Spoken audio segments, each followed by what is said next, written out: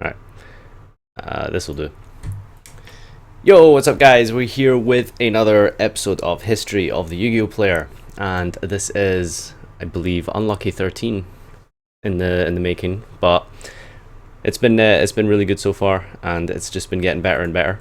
And today we are honored to be here with the company of Max Reynolds from TheCardGuyz. How are you, man? I'm doing pretty well. How are you? I'm great. I'm great. So, let's jump straight in. Who are you? What do you do? Where did you come from? How'd you get into Yu-Gi-Oh? Well, as you know, my name is Max Reynolds. I have been playing Yu-Gi-Oh for probably around like 10 years or so. I've had the cards since I was in like first grade.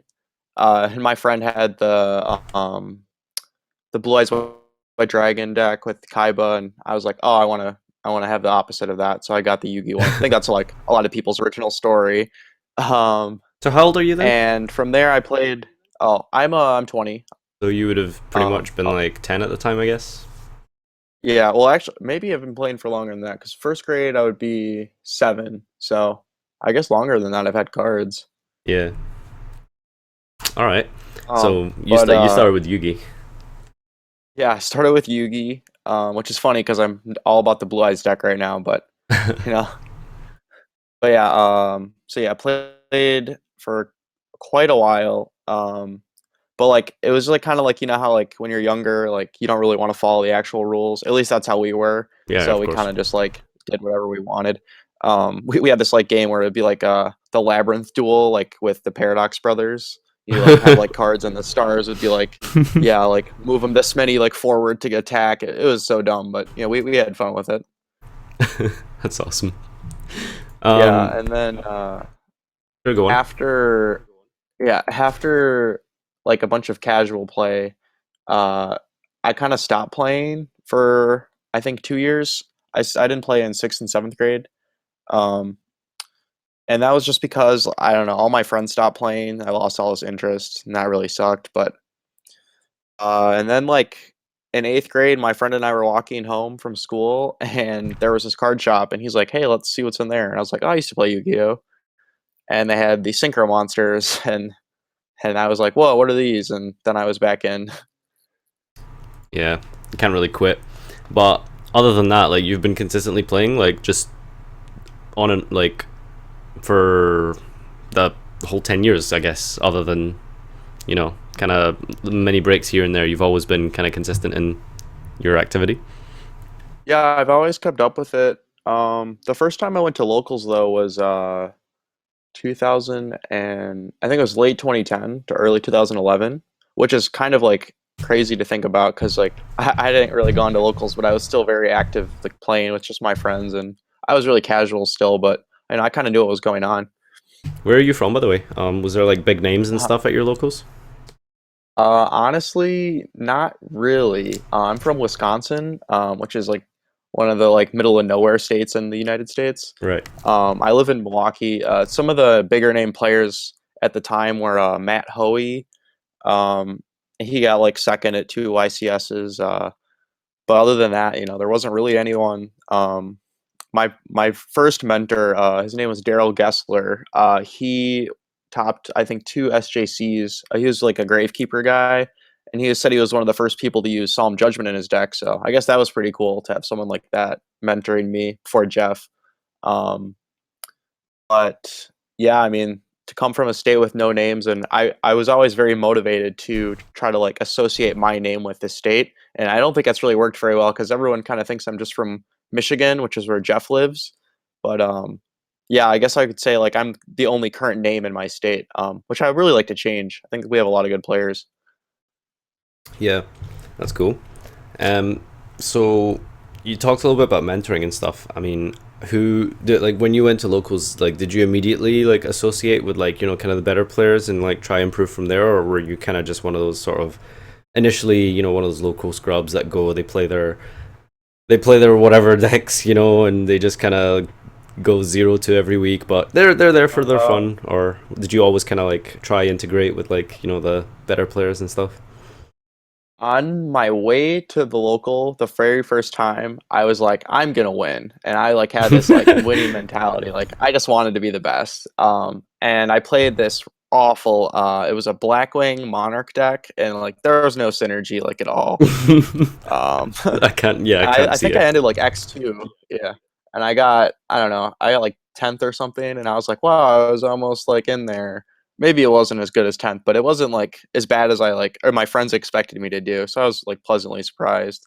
And then from there, uh after the tournament, I met this guy named his name was Aaron and he had this Frog Monarch deck and he summoned Light and Darkness Dragon, and I had never seen this card before. And I was like, "This is like the greatest card ever. It just negates everything, and like when it dies, it brings a monster back." I was like blown away. So like at that point, I was like, "I want to play this deck." And then for probably 2 years on and off, I was building these crazy Frog Monarch decks with like all these different twists on them, and I just loved the deck so much. And that's kind of what I started doing well with at first, which is really weird to think about, but that's where I started.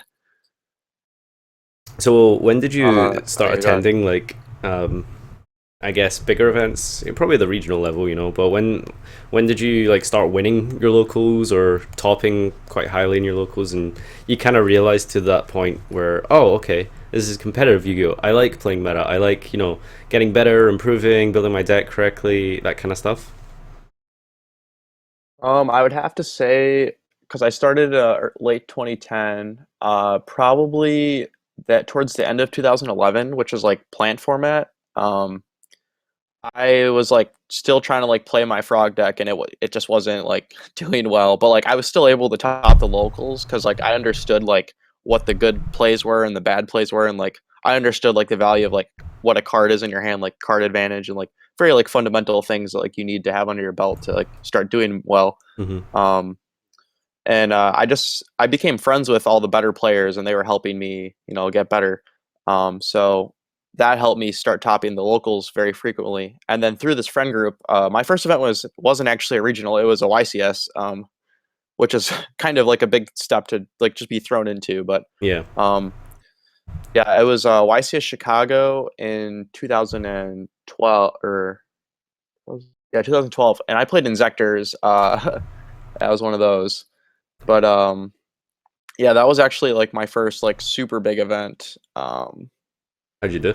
Which I guess I went 6-3, just barely missed day two.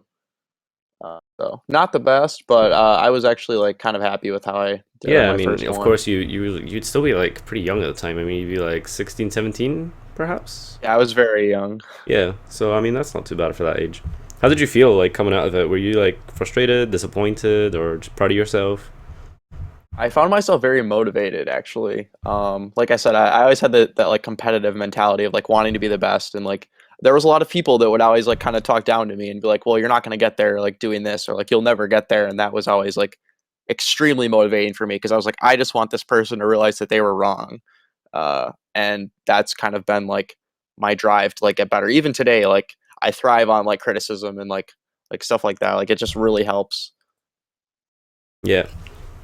Uh, Um.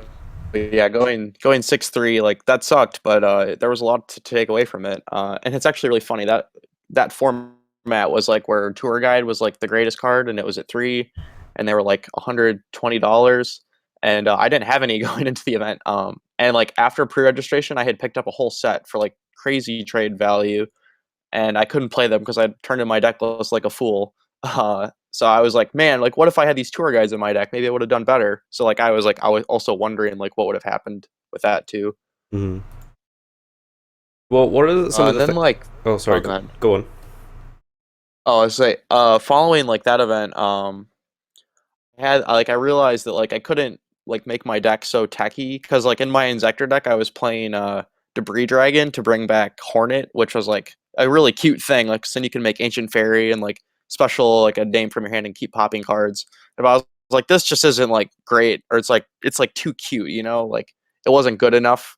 So I realized I kind of had to start off by going with the grain of what people were doing, and then kind of like innovate from there.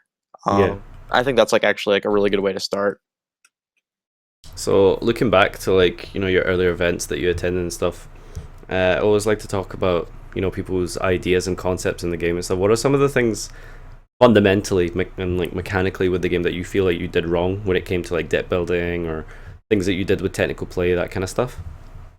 So I mean, you did mention the idea of you tried to like be a bit too innovative, but other than that, Yeah. like what else do you think you did fundamentally wrong?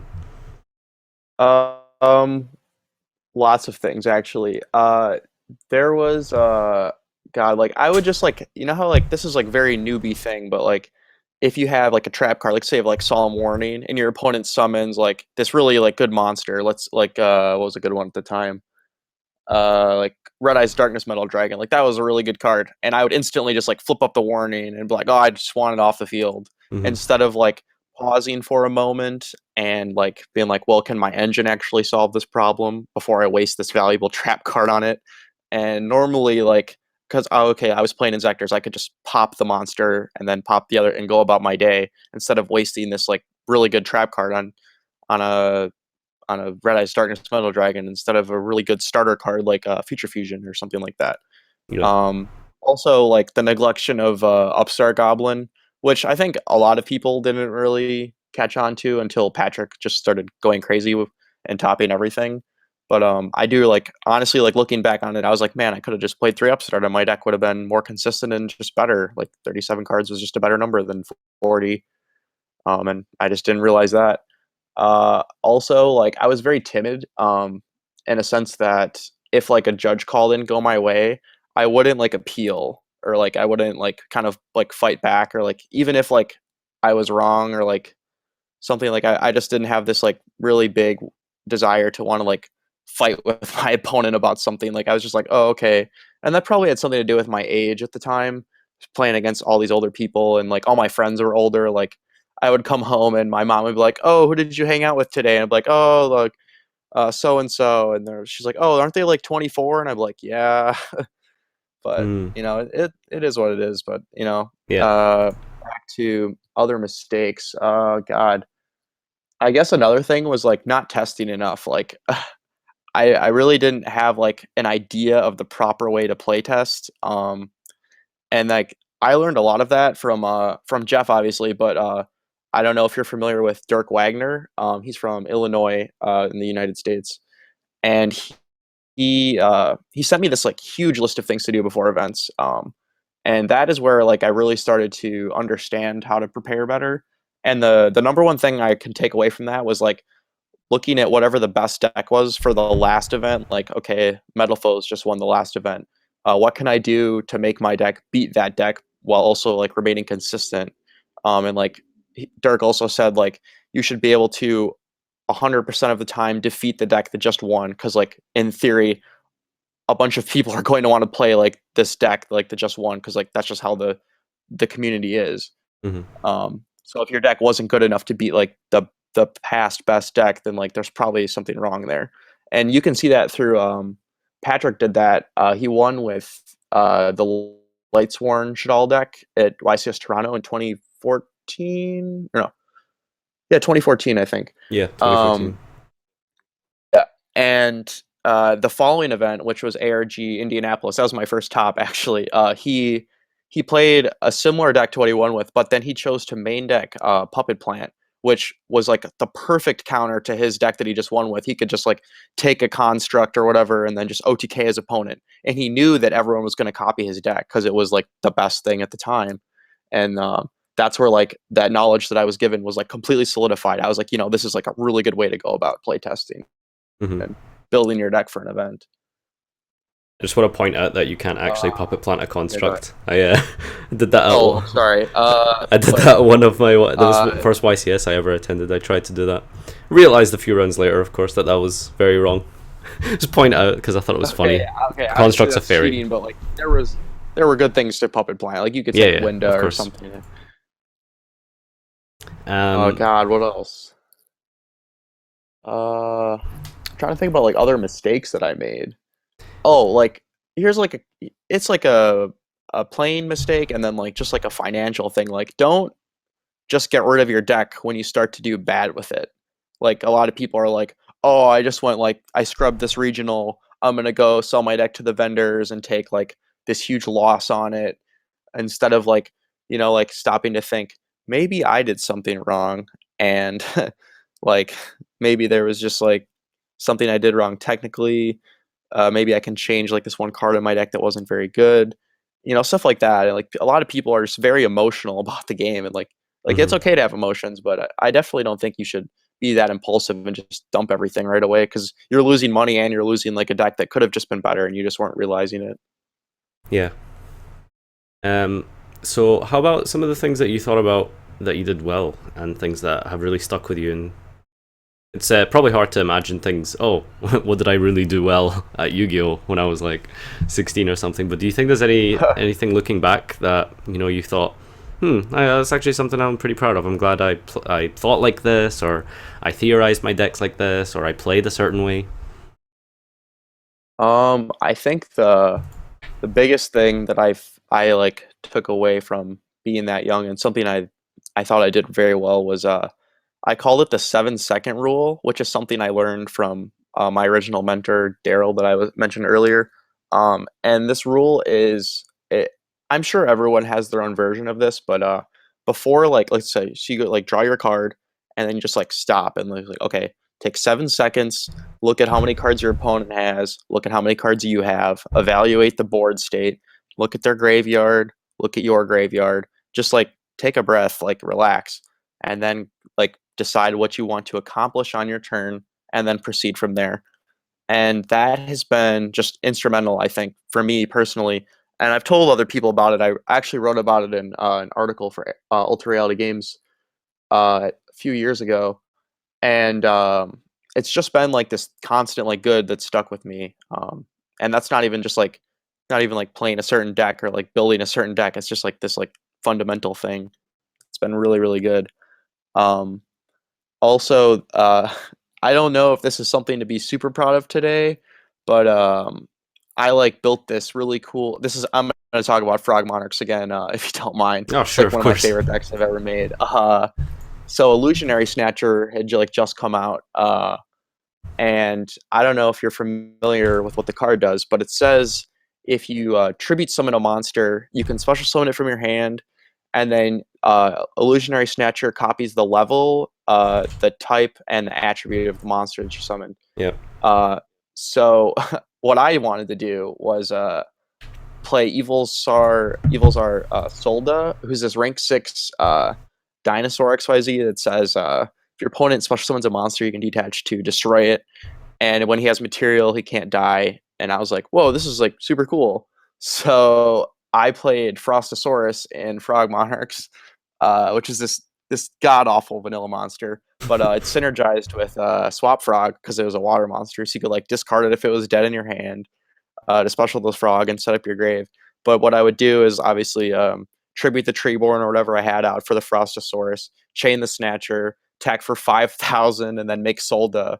And that was just like, I don't know, it was really cool to me that that worked out that way. Yeah. Um, and I actually picked that idea up, well, partially the Illusionary Snatcher idea from like a Pojo thread, and obviously Pojo is not like the greatest place for information, but it got me looking into online Yu-Gi-Oh forums, and that's when I found Duelist Grounds, and that was another really big way that I got better, I think, through warring. And my team wasn't great. We were called the Muffin Men, which is like, it's like super childish name.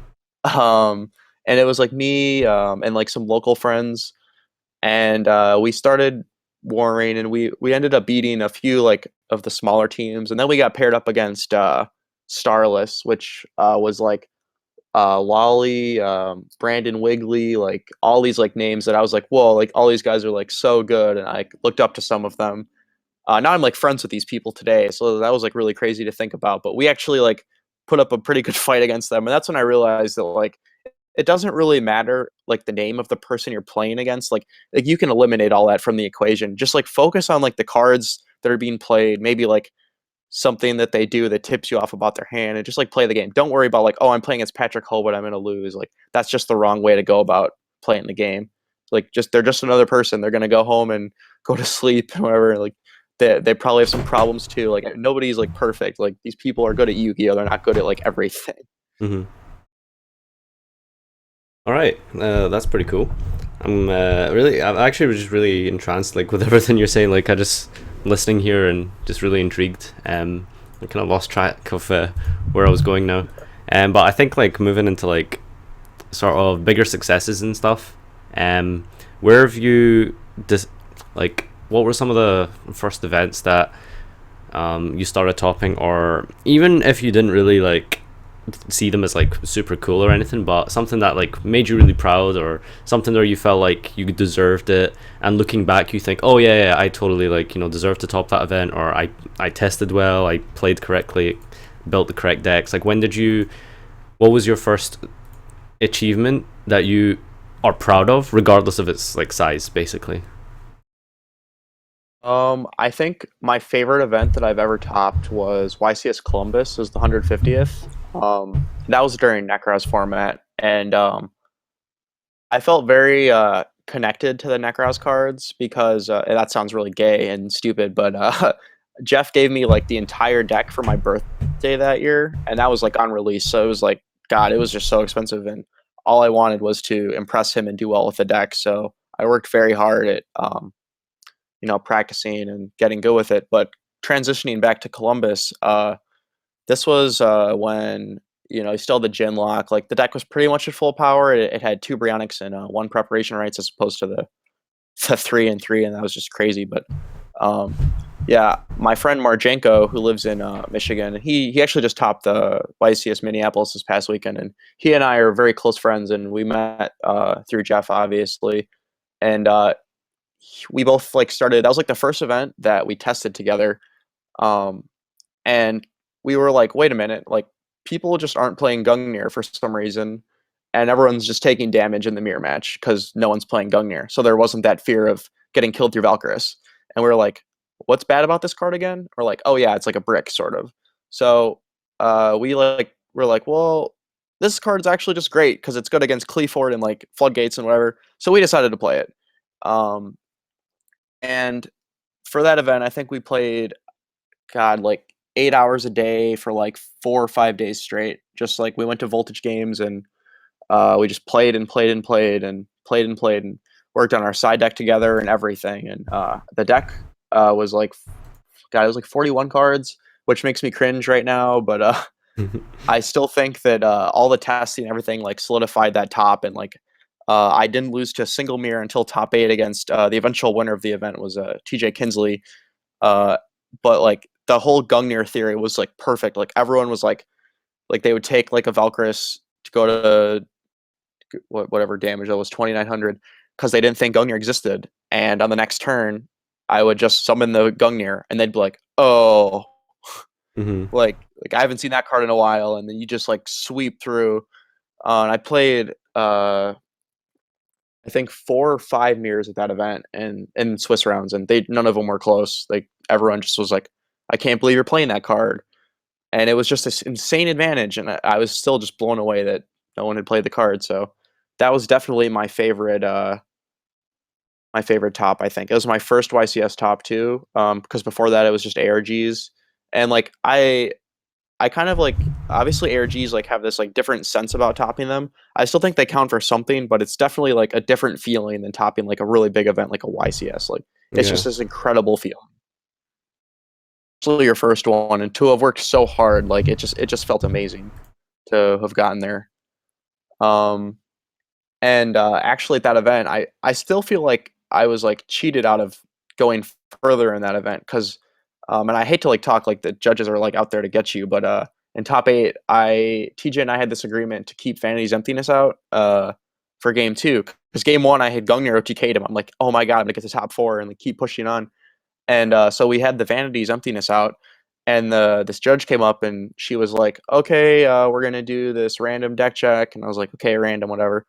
So she put all our cards, and the Vanity's Emptiness we had revealed face up. So I don't know if she had assumed it was supposed to be in like my main deck or something. She came back and my deck was like changed the way it was presented, and she's like, "Well, your deck isn't the correct amount of cards as it was when you presented it with your deck list. So you're gonna get a game loss." And I was like, "But like that was just because the Vanity's Emptiness was supposed to be sided out, and you just put it back over there." And there was nothing I could do, so that really sucked. And Did you appeal Game it and 3, I stuff? died because I didn't have Velcris. I mean, I did, and nothing happened. So I mean, wasn't it TJ just in the same position? Because you both sided it out and you both got deck checked. So like, what's the like? I mean, you're both missing cards at that point. So how come he didn't get penalized in some way? I have no idea. I like it still makes me wonder today, like why it happened the way it did. But I maybe his was face down when he had put it back or something. That's just bizarre. Yeah, it's very strange. And like that was at the time where like people were like, "Oh, if you have an A or G shirt on, Konami's out to get you." Uh and I was like, I don't really want to believe that. And I still don't want to believe that happened because I just think it's so like outrageous to think, but I'll always wonder what could have happened at that event. Yeah. And that's also why it holds so much like sentiment to me that I worked so hard and I got there, but I would wonder if I could have gone further. So how do you think about the game now? And again, going back to the fundamentals and the mechanics of the game, obviously evolving more from the past and to your present day. How do you look at cards now? How do you look at decks? What is it that what's your mental like thought process when you pick up a deck or when you start playtesting, or when you decide whether or not a new archetype is good, how you build your deck with ratios and stuff, all these kind of things. Like, if you want to enlighten us to your kind of like thought process behind the game.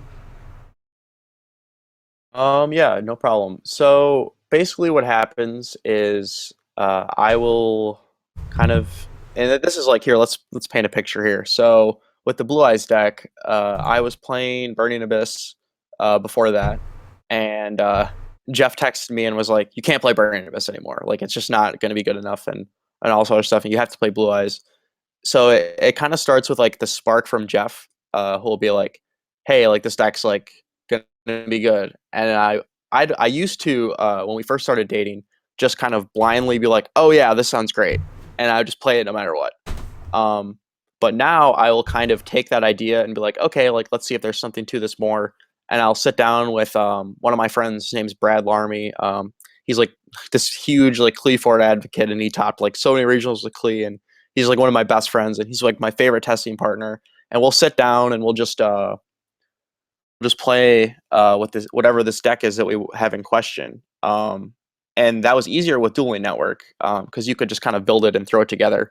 Yeah. And when I go about building a deck at first, I'll be like, okay, three of this one, three of this one, three of this one. So like usually all the cards that search cards, I'll want like three of. So like you can kind of look at it like Necroz, like you want three Brionic, three Colossalus, two of each mirror, like whatever. And then like you want like minimal cards that brick your deck. So like trying to think like if Cosmo like you had to play Clipser like because traps were good in the format, like you'd probably only want one because like it's not really doing as much for you as like a card like Tin Can is, where you can just toolbox for the thing. Um, and I actually like I've talked a lot about Jeff, but I think Patrick has had a huge influence on the way I look at cards too. Um, from his book, like just like the classification of cards, like starter cards, like extenders, like what have you. I think that that's made it really easy for me to determine whether a deck is good. Um, and like, okay, here's a prime example of what's going on right now. This ABC deck that's coming out, I haven't actually tested it all. And that's what I'm going to do this whole week.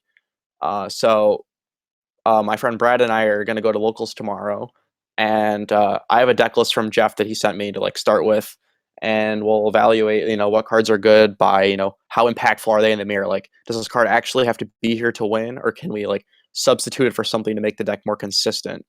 Or like, why is this deck so like ass? Like, why is it bricking so much? Or what can we do to change that? So then, like, you look at cards, you're like, is this actually like required in the deck?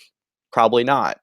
And that leads me to like, how do I change decks? And usually, like, I'll take like all the cards I view as necessary. So, like, if you're looking at the Blue Eyes deck right now, I would say that three Ancient Stone, three Melody, three Blue Eyes White Dragon, three Alternate Dragon, at least one White Stone, three Sage, three Trade-in, Soul Charge, Vanity's Emptiness, Upstart Goblin, three Pot of Desires. Like, you start to assemble this like core of cards, and then you evaluate like are these cards actually like core? Like, do they have to be here? As I said earlier, and then you look at how many cards you have left over, and then I'll kind of be like, okay, so what are the bad matchups? What is this deck losing to? and then I'll take that information and try to figure out what I can do to my main deck to make those matchups not as bad game one. Because as I said earlier, like when I first started playing, I tried to like over tech out my decks and like make them perfect for everything. And you really can't do that if you want to be successful, because it's gonna make your deck less consistent. Like you can't main two Dark Holes, Raigeki, three Twin Twisters, like all this stuff, uh, or like even like really specific cards like Rivalry of the Warlords. If you're playing a Dragon deck, like it's just too many things in the deck that are going to be brick cards. And when I'm going into a really big event, I don't want to be bricking. I want to be able to play Yu-Gi-Oh. So when I'm building the deck, relate back everything. You have your core, and then like cards that will give you edges in other matchups, and then everything else just try to make it as consistent as possible. Um, and another thing that I do that it's been more recent. I will watch every single deck profile that's posted like in my subscriber feed. So like I'll look at Cordero's channel, I'll look at your channel, I'll look at Yes, House made of it. I Champions, made it. yeah, Asian Persuasion, like all these guys that do these like all this great coverage. And I have this notebook open, and I'll start with the first one. So the first one I watched last week was Chase Cunningham's Burning Abyss deck profile from regionals. And any cards that were like obscure, I would like write down. So like he played two Farfa, and to me, I was like, that seems weird. Like, wouldn't you want three? So I wrote two Farfa. And then when I got to the side deck, I was like, oh, he's siding Karma Cut. So I wrote that down. And then I kept a tally next to each one. And then I'll go to the next Burning Abyss deck profile and be like, okay, is this person playing similar cards? Is he using two or three Farfa? And then I'm like, okay, this guy's using three Farfa. Put a tally there. Oh, he's also siding Karma Cut. Put a tally there. And then as I go through all these deck profiles, I have this like collection of data, and I can be like, okay, one out of every three players is side decking Anti-Spell Fragrance, or one out of every three players is side decking Vanity's Fiend. And then you'll take this information and then like look at my own deck and be like, okay, how am I prepared to play against Vanity's Fiend, or how am I prepared to play against uh, Anti-Spell Fragrance, and what have you. Um, like, and the biggest card last week was obviously Max C. Like everyone's just maining the card. So going into Minneapolis, I was like, how am I going to be prepared for Max C? And it's kind of applying data to my deck building, and trying to be as mathematical as possible with it. Yeah, it's all really interesting stuff, especially about the notebook and like analyzing the meta that way. That's pretty interesting. Have you found anything that's kind of jumped out at you through doing that over the months or years? Just maybe not like specific, but maybe you've looked into, or you've discovered something peculiar about people's hive mind when it comes to Yu-Gi-Oh. Is there anything like weird or something that kind of stuck with you when looking through profiles like that?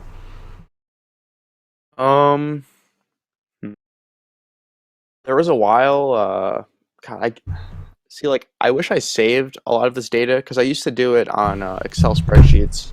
And I kind of found that I was forgetting more, because, like, I'll just go on a tangent here. In class, like, if I'm writing things on my computer, I'll write them down but forget them. And then I'll have to, like, go back and study them more. But if I'm writing things down physically, I have this, like, better memory of what it was. So if I hadn't deleted these spreadsheets, I'd probably have a better answer for you.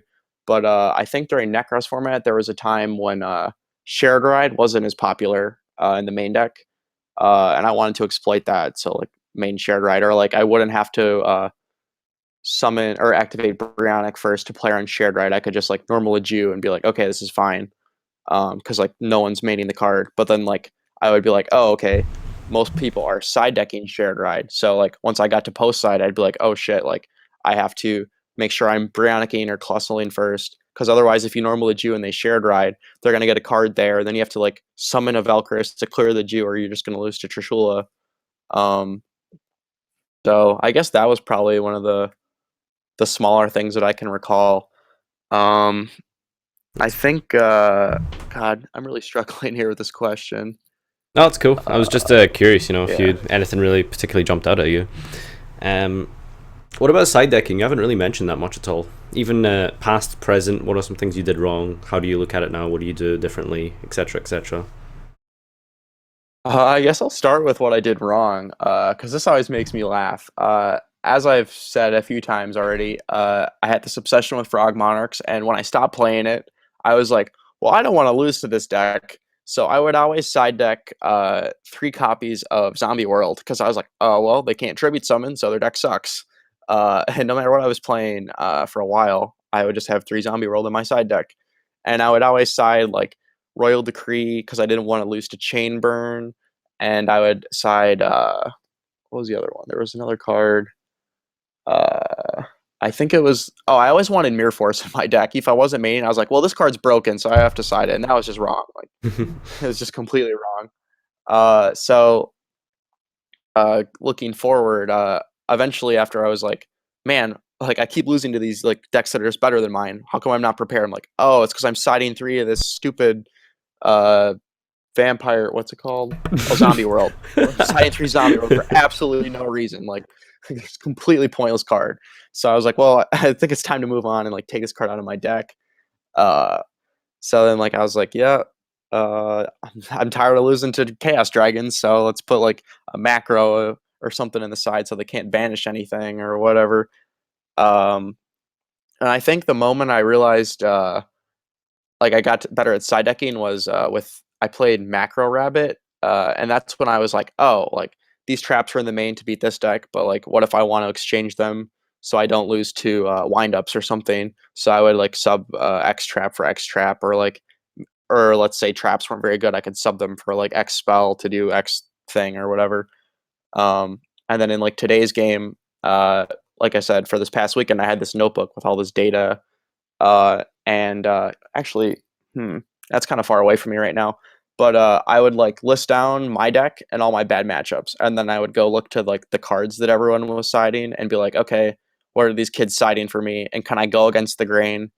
Um, so like whatever they're siding in for me won't be as useful. And something that I came to the conclusion of was like, okay, everyone's going to be siding in Gamseel against me because I'm playing Blue Eyes, and it's going to out Koki Mirror Drago. So I probably shouldn't use that card, but I still kind of wanted to floodgate the mirror. So instead of Drago, I used Fossil Dyna, and that was a card that like I knew was on the radar because I saw the coverage and the videos I watched, like some Blue Eyes players were citing Dyna, but it wasn't like very popular. It was like 2 people were on the list. So I was like, this is still pretty under the radar. So I cited Dyna instead, and I did that because you can't Gam Seal the Dyna, obviously, because it's a special summon, but you could Gam Seal the Drago. Um, so I kind of like try to go against the grain when I'm building my side decks. Like I said, I don't want to be using a deck that people like are expecting. Like I don't want to have to side in Gamsil, even though it's still correct. Like you still want to use the card, but like if there's an alternative, I'll try to use it because then it'll be like less expected. And a perfect example of that was my loss on day 2. I lost to Vanity's Fiend game 1, but game 2 I got Drowning Mirror Forced by a Burning Abyss player, and to my knowledge, that was not common in their side deck. And I was like, wow, like you actually earned this. Like I had no idea that was there. Hmm. I feel like that's kind of incorrect though, playing Rippling in a Lorter deck, but maybe that's just me. I'm not sure. That's why I was like, well, this is really strange, but Yeah. I mean, kind of take your losses with a grain of salt and move on. Yep. Not to dwell on them too much. Speaking of losses, is there anything in the past that's like really super frustrated you at this event, at this game, or have there been like droughts of tops or certain events or just anything in general going on that just really made you like just hate the game and at some times where you just like, oh, this is it, I'm gonna quit, I hate this shit, or anything just like super frustrating that way? There was a particular loss I don't think I'll ever forget. It was a regional 2000. I think it was when Water was like, or no, this was when I still played Macro Rabbit. I uh, I had a Spirit Reaper up. This was like the last turn of time, and my opponent was playing just Herald. Um, and I attacked for 300, but this judge came out of nowhere and was like, "Oh, you said you pass?" And I was like, "No, I said attack."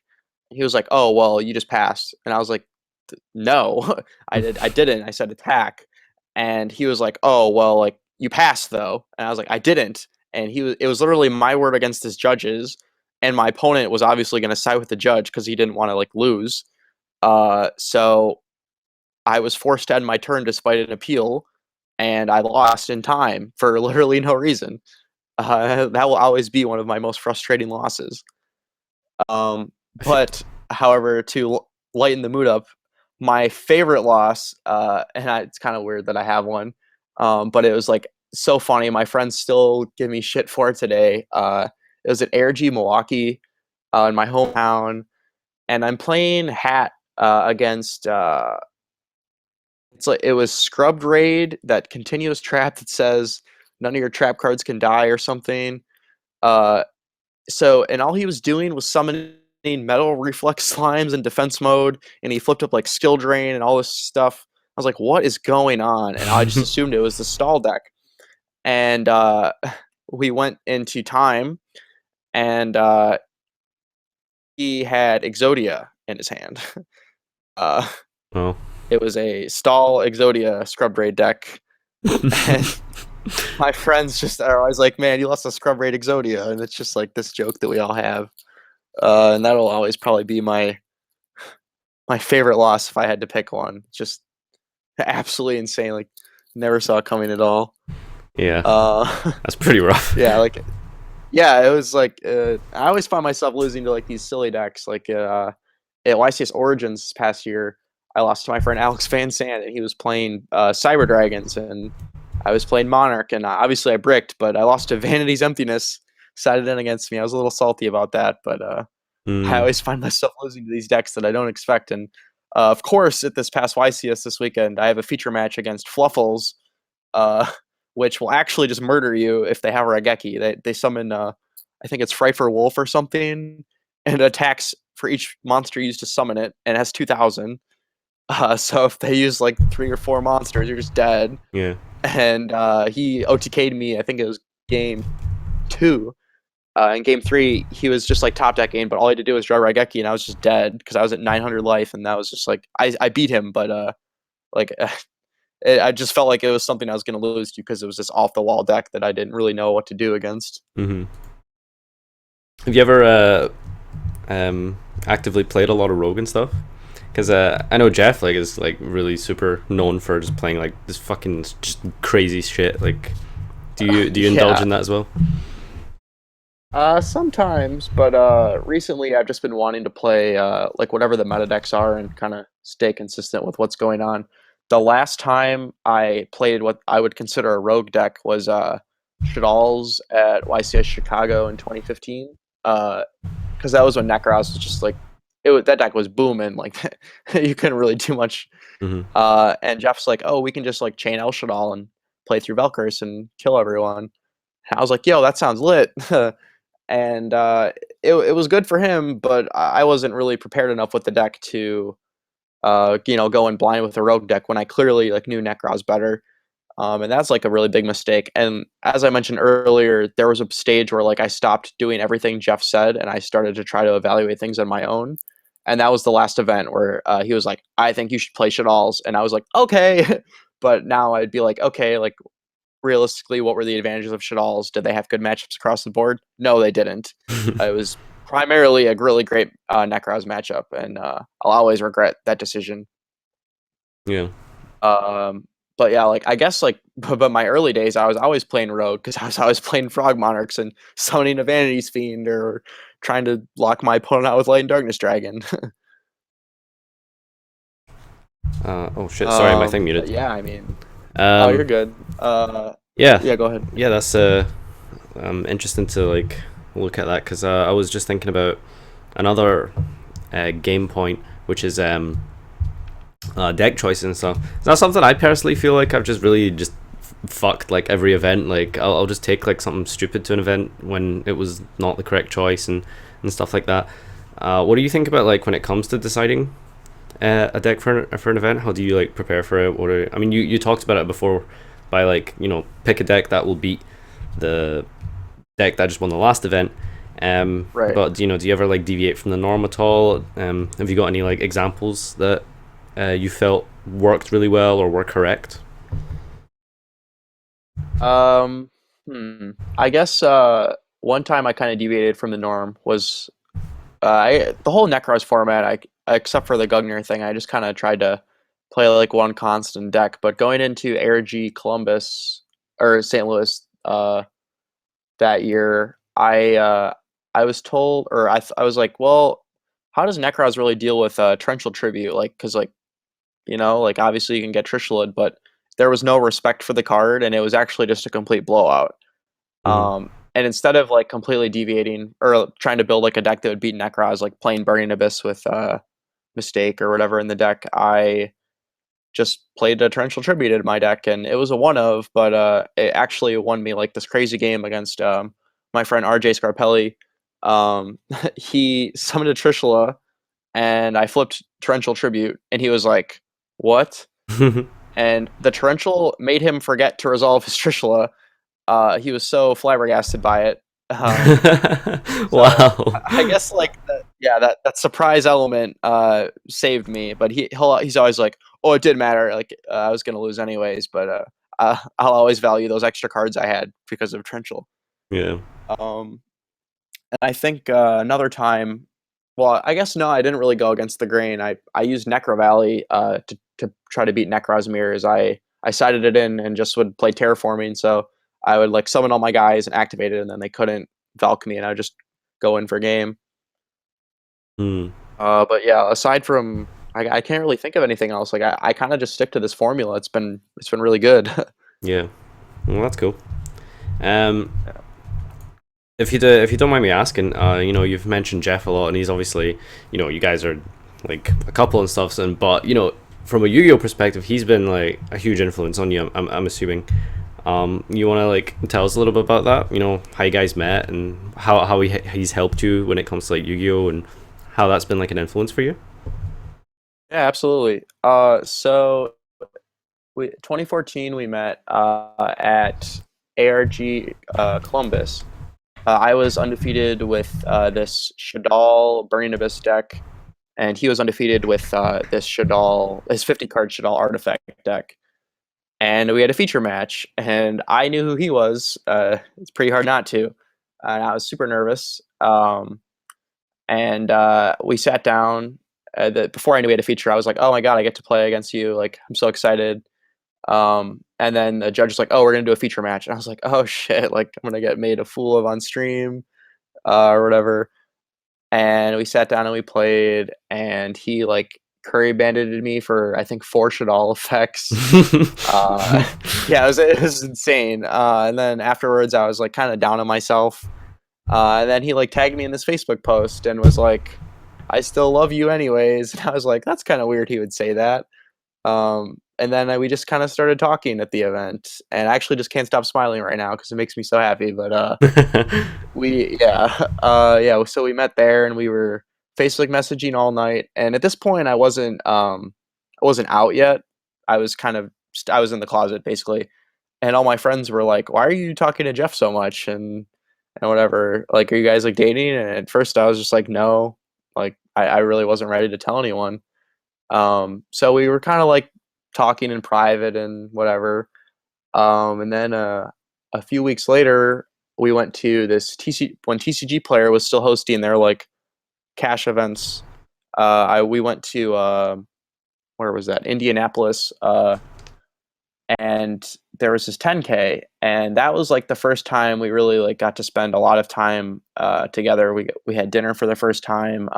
He kind of showed me his Shadal deck and what I was doing wrong, and that's when I was like, "Yo, this man's really smart." Like I got to like see like how he was building his deck. But then there were like some things where I was like, "Why are you citing like this random card?" He's like, "Oh, I just like that one." And I was like, "Oh, that's what I used to do, kind of." But like in the back of my head, I was like, "That doesn't really seem correct," but like it was fine.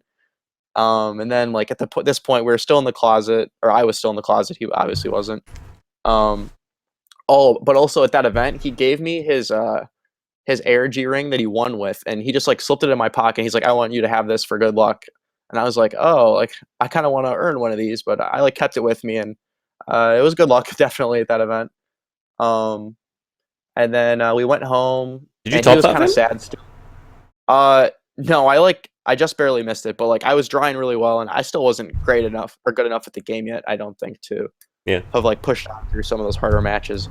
But yeah, we kept talking and talking, and then there was like I think it was like 2 month stretch where we hadn't seen each other, and we had this countdown to ARG Chicago, and we were just both so excited. Like every day we'd be like, oh, only like 50 days to go, only 49 days to go, and all this other stuff. And we had this really cool Shadal deck brewed up. It was the Danko doll deck with the black and white dragons that became really popular with enemy controller. I was gonna say And thank you to you guys because I'm just saying, but I got my first ever like regional top with that deck, so I'm pretty proud of that, and that's always like been a special deck to me. So yeah, that deck was awesome. But yeah, we kept counting down, and then it was finally the day where like I got to see Jeff again, and I was still in the closet. And all my friends are with me, and we like got to this hotel where we all met up, and Jeff was like came up there, and I like gave him a hug and stuff, but like couldn't kiss him or anything because I didn't want anyone to know. And we went out to eat, and we were like holding hands under the table, and it was really forced. And he was like, I don't really want to do this anymore if you're not going to be open. mm, So like that night, I just told all my friends, and I was like, I just felt amazing afterwards, and they were all really accepting, and it was great. And then from there on, we've been together, going to events together, and having the time of our lives. So yeah, and then like things that I've learned. God, there's so many things like just like things that I've already talked about, like understanding like the foundation of your deck, or like kind of going against the grain with your side deck. But things that he's done to help me learn, which might seem a bit abusive, but he'll just be like, "You suck," or like "You're terrible." Like, he'll be like, "Oh, I topped this regional." I'll be like, "Why didn't you win the regional?" And I'm like, "Oh shit, like, I gotta do better." Like, it's very motivating to have someone like that, because like normally people are like, "Oh, you did such a good job. You got like third place." I'm like, "Yeah, but I wanted to win." Or like, just he keeps me very motivated, and I'm very thankful for that. And I definitely think that he gets a bad rap sometimes for like being like angry or like grumpy with people or something. And that's like he has other personal reasons for why that stuff happens, but he's truly like just the nicest person. He's very genuinely like a very nice person, and I'm mm. just very lucky to have him. I've always found it like kind of.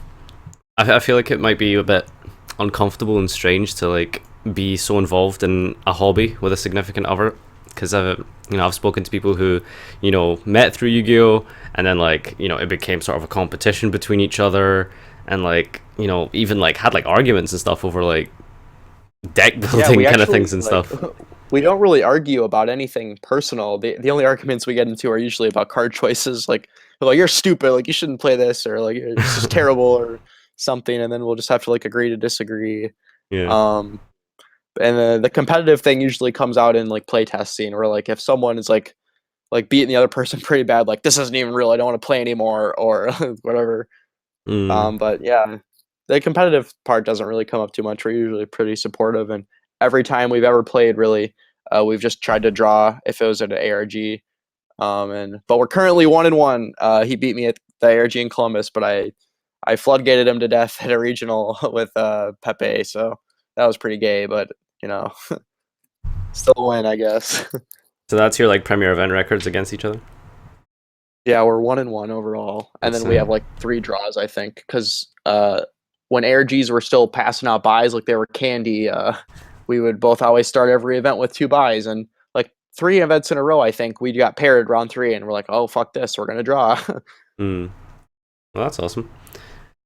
Um, yeah, that's it's been under an hour now. So I feel like this has been a really, really amazing and fruitful discussion. I'm trying to think if there's anything missing. There's a lot of people in the stream now, which is pretty cool. So if you guys feel free to like throw out any questions about Max himself, his career, or just anything Yu-Gi-Oh related and stuff, feel free to do that now. While I go over some just random like quick fire questions. So like, what's been your favorite format? Necros format. Yeah, I Definitely my think favorite. we've definitely established that. Least favorite format?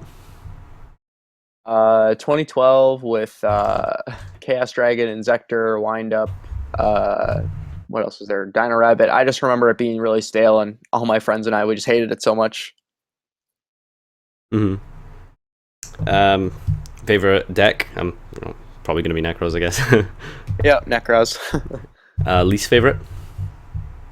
um, like that I've played or just like Just in over general. time, like overall. Uh, hmm. Probably Monarch. Mm. Probably the Recent ones? like not Frog Monarch, the extra deck Monarch deck Yeah. that Stormforth Erebus. My blood pressure has gone up very high from that play, so um, definitely annoying. what do you think make good or likewise bad formats? I think bad formats have a lot of locks involved or like FTKs. Like all my losses this past weekend, besides the drowning, but it was combined with that Vanities Fiend. I think that floodgates are just very bad for the game. Um, and in my own cube, I can like orchestrate my own format basically, and I have every single floodgate banned. I just want there to be a lot of interaction, being able to play your deck without worrying about a Vanity's Emptiness or a Royal Oppression. Mm. And people will counter argue and be like, well, cards like those keep certain decks in check, but like then you can just build your whole deck around floodgating your opponent, and then your opponent just like no one's having fun at that point. Like you might have fun for a little bit, but eventually you're gonna get bored of just sitting by yourself, just jerking off and making some gay field. So I really like interactive Yu-Gi-Oh, and obviously I said Necros was my favorite, and that had the Gin Lock, but I think it made deck building a little bit harder because you had to kind of build around having an out to the Gin Lock while also having this consistent deck. And I think that's where I learned a lot was that format. So I'll always hold it pretty dear to my heart. Which format was that? Sorry. The Necros format. Yeah. Okay, that's awesome. Oh, also, sorry, Sure, go one on. more deck I hate. Clyfort. I wrote Yeah, an article calling him the monsters under my bed. That deck was awful. yeah. Don't think anyone's really enjoyed it. Was it the deck itself is kind of fine? It's just the synergy with floodgates was just absurd. Hated that deck. Yeah, like they had 3 vanities and 3 skill drain at one point. That wasn't fair. Yeah. Um, what do you do outside of Yu-Gi-Oh? I play soccer occasionally. Not as much as I used to, but that was kind of my favorite thing to do. I played since I was like 6 years old. Is that big in America? I It's not. It's actually I think it's getting a little bit bigger. I usually call it football, which I probably could have said to you because you would understand what I was talking about. But I guess I'm in the States, so I'm accustomed to just saying soccer. Yeah. But yeah, I played a lot of soccer. I play test a lot. I mean that's still Yu-Gi-Oh, but it's what I like to do. I watch a lot of Netflix shows, and I go to school pretty full time, so it What do takes you up a lot of study? my free time. I want to be an English education teacher, so So it's just teaching all these English English as classes. a Yep, language or as a like literary form? as a subject, yeah, literary. Okay, that's cool. Yep. Um, let's see. What do you think of ABCs? I mean, you did mention you were gonna sit down and test them this week, so yeah. Uh, But I do think you the have any deck. initial thoughts and stuff? I think the deck sounds incredibly easy, which actually could make it very skillful. Because Really? Why do you you think know, so? I think that the easier a deck is, like there's just like all these like you'll have so many free cards that you like some people won't know how to play them all correctly, and they'll kind of like be wasteful with them.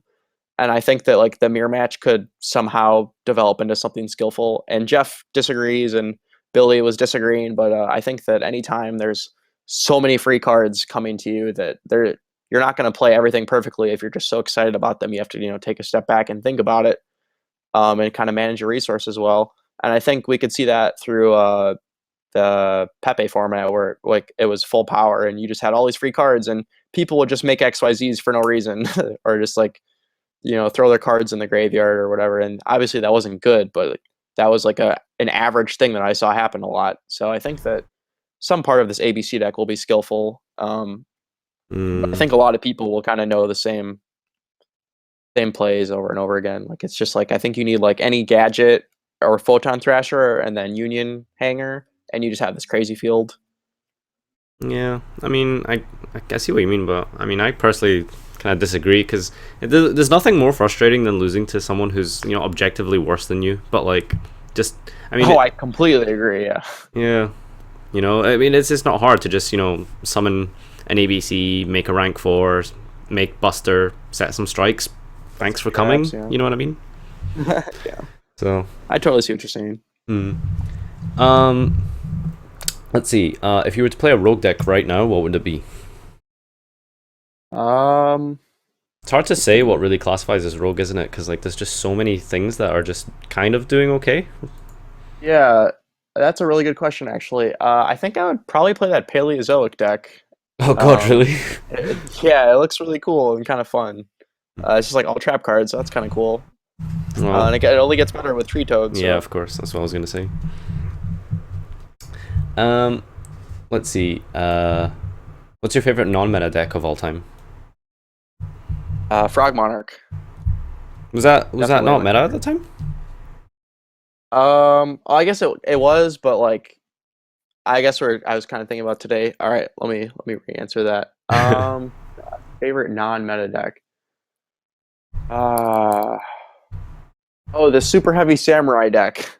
Oh God, really? Uh, yeah, like there's that one synchro that's like if you summon him, you get to add special, like not special, take any card from the graveyard and use it. And it's like, oh, that's really cool. But then I was like, I can't play any spells or traps to play this. This deck is awful. Mm-hmm. It's just kind of cool. Yeah. Um, let's see. Da-da-da. Out of Zodiac, like the Junichi thing, DDD and ABC, what do you think will dominate at the next year's nationals? Obviously, assuming the ban list is relatively the same. Have you? I mean, are you familiar with like future DDD and some of the Junishis? Um, I am not super familiar. I know that Terror Top is like you just get to draw three, and then you haven't even normal summoned yet. So that, or you have, I think, with the bear guy. But whatever, that sounds broken. But I don't really know too much about the Junichi deck. I would expect ABC to still be really good because it sounds like incredibly consistent. Hmm. And that's a deck that you would want for like those larger tournaments. And DDD, I actually just don't really know that much about. So I can't fully answer the question. But I guess if I was going on what I would say blindly, I would probably say ABC because it's just consistent. And if you look at the OCG, it's been doing very well over there. And we have Norden and they don't, so that'll probably make a difference here too. Yeah. All right. So this is pretty much coming to a close or anything. Just one final thing. Is there anything you particularly wanted to bring up today, or anything you wanted to like express or talk about, or even any kind of like message you have for the community and advice or of sorts? Yeah, I guess I could throw some advice out there. I think that you shouldn't ever give up on your deck. I think I said this in my Blue Eyes deck profile, but you should always be very confident in what you're playing, even if your friends are dogging you or whatever. Like even if it's not a meta deck or something, that probably sounds weird coming from my mouth or something, but I think that having this positivity, while you're playing a tournament, it really goes a long way. Um, and while you're testing, like, just don't think your deck's garbage or something, or just be confident. Confidence really goes a long way. Don't ever, like I said, if you were here for the part of the interview, don't like worry about who you're playing against. Like, at a past regional, some guy sat down across from me and was like, "Oh, like I might as well sign the slip now." And I was like, "No, don't think like that. Like, like I could just brick or something. Like, just anything can happen. Don't really worry about who's in front of you. Just focus on the cards that are being played and maybe some psychological tell that they're giving you." So I guess yeah, just kind of stay confident and just be positive about the game. If you're not going to be positive, you're probably not going to do well, unless you're cheating. Don't cheat. That's bad. All right. I guess that's about wraps it up. This has been episode 13 of History of the Yu-Gi-Oh Player. I've been very, very, very privileged to be joined by Max Reynolds here, and this has been super educational. Probably one of the more thought-provoking interviews I've done. So I'd like to, really thank you for coming out and joining me, and especially on kinda short notice, I guess. Yeah, definitely. So yeah, shout outs to the card guys and stuff. Make sure you guys check out Max's team on YouTube. We didn't really actually mention that at all. I probably should have, but people know the card guys by now, regardless. If you join the stream late and you want to see the replay and stuff, I'm gonna upload this tomorrow night to my channel. So make sure you subscribe there. You'll be able to watch the whole interview in full. And yeah, so tomorrow night, if you want to catch up, and if you did join the stream, then obviously thank you so much for coming out. Other than that, this has been History of the Yu-Gi-Oh Player. And again, we've been with Max Reynolds. Thank you, everyone, and good night.